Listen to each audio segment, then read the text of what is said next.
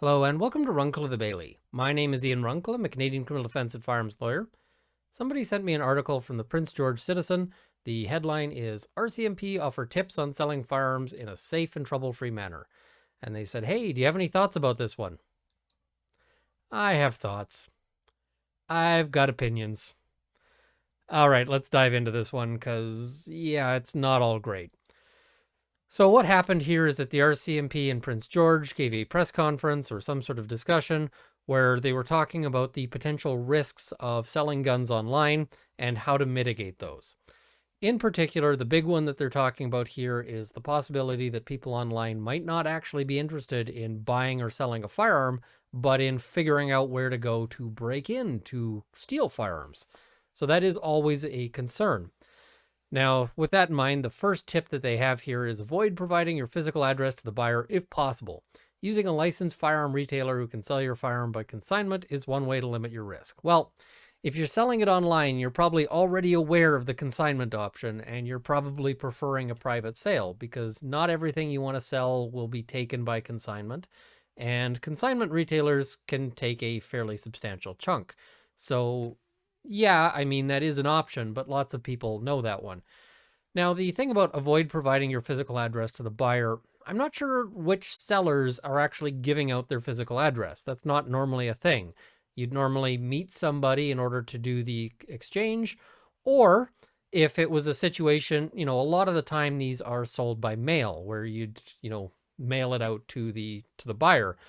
At which case the buyer might provide an address, and this is a great place for services like flex delivery where you may not, necessarily need to provide them with your home address, but the seller doesn't usually give their address. Now, it is worth noting here, they're saying avoid providing your physical address to the buyer. That applies equally to the, for the buyer not providing their physical address to the seller who might not actually have a gun. This person might actually be somebody who's just canvassing information in order to commit a burglary. However, this kind of flies in the face of the regulations that the Liberal Party is proposing to introduce, which would require purchasers to provide 2 pieces of ID, and most people don't have 2 pieces of government photo ID that don't have their address on them. So yeah, the RCMP says try to avoid giving out your home address, and the Liberal Party is basically undermining that. So it's good advice not to give out your home address when you're doing this, but it kind of just shows how out of touch our politicians are right now. So I'm not faulting the RCMP for this bit of advice, but it is kind of depressing when we think about it in context. Next, try not to let the buyer know when you will be out of the house. For example, I'll be home after work by 4 lets the buyer know your house is potentially empty until 4 p.m.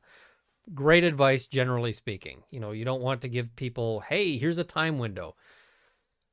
Check the buyer's PAL information with the Canadian Firearm Program. Always good advice. You don't want to be selling to somebody who shouldn't, you shouldn't be buying it. Of course, they're going to be replacing this with a system instead of where you've got to, get these reference numbers. I've already done a video on this. The reference number system is wildly abusable and is such that it's a big problem. There's going to be a lot of straw purchasing done via the that new system. I couldn't imagine a more abusable way of setting it up.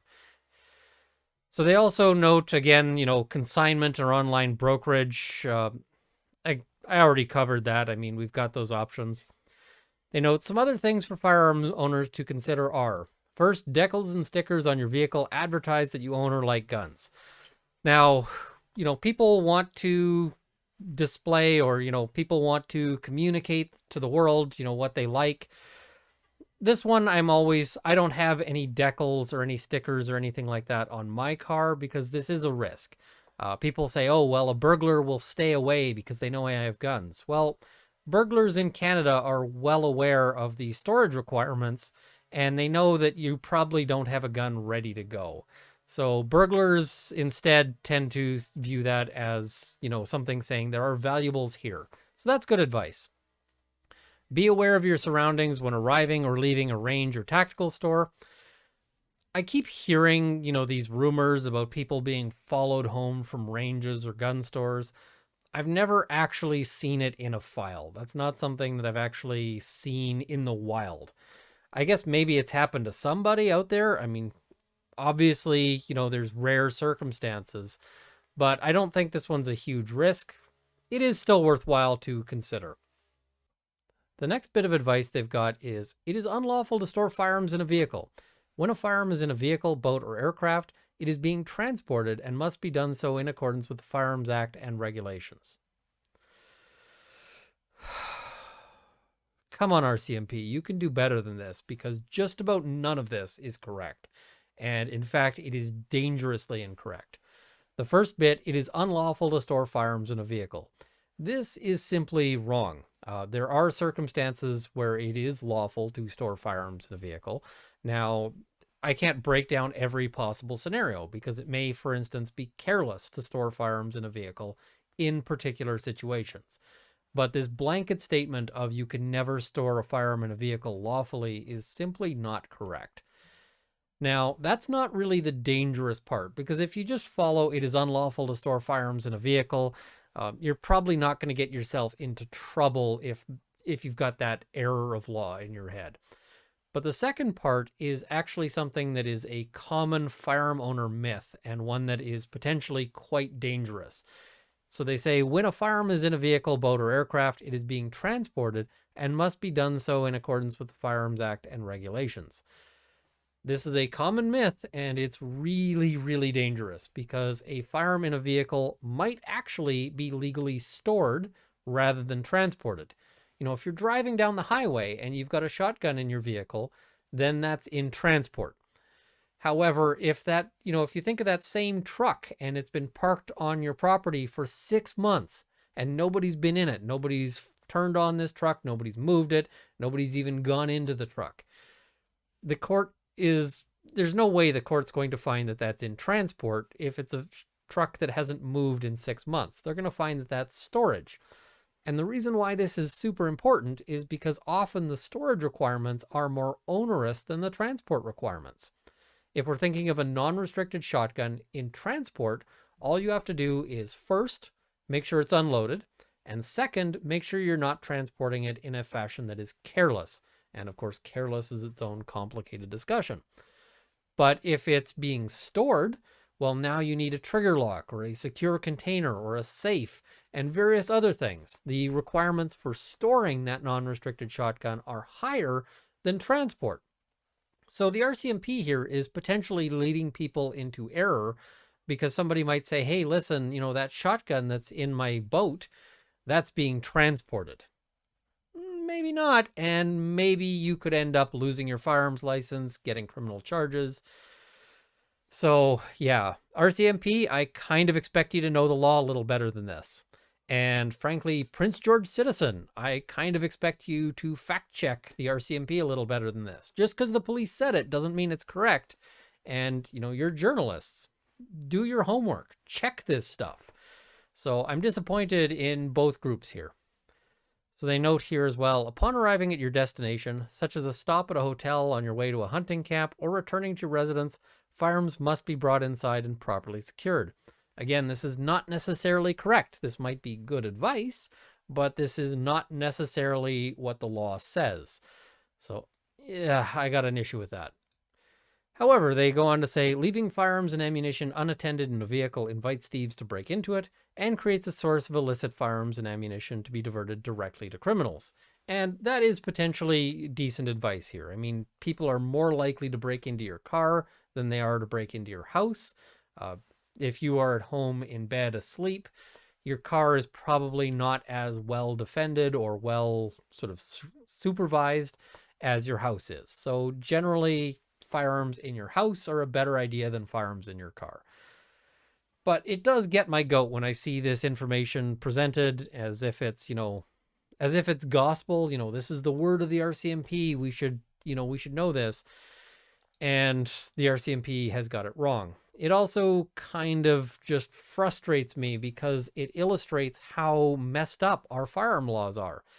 People should be able to understand very clearly and cleanly what the boundaries are between lawful and unlawful activity.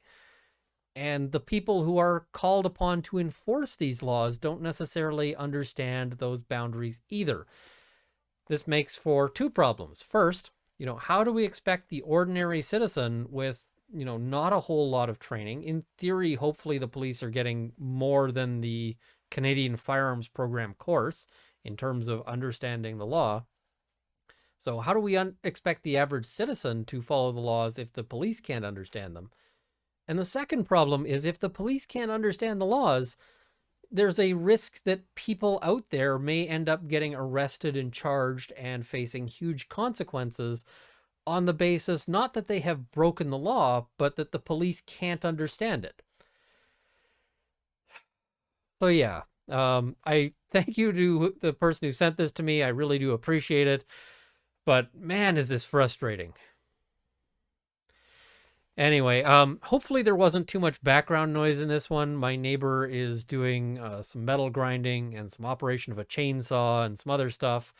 And as much as I might feel inclined to, I'm not going to go out there and be like, "Excuse me, I'm in studio. Can you?" Yeah, no, that's just not gonna happen. So I tried my best to sort of filter that out, but hopefully there's not too much background noise. But if there is, that's what's going on.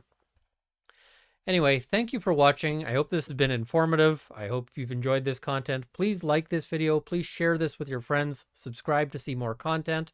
I've also got a link to my Patreon as well as to the article itself in the description below. So check those out.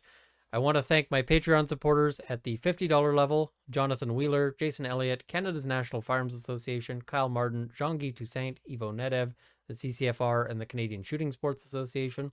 At the $30 level, Sights and Arms Limited and Marc-Olivier Damour. And at the $20 level, Matt Ward, Mark Whittington, Dale Nesbitt, Cameron Johnson, and Andrew Elsich. I also want to thank everyone at the $10 level who will be in the crawl immediately following. Thank you for watching. I hope this has armed you with knowledge. And I hope you guys understand the storage and transport laws better than the Prince George RCMP. Till next time.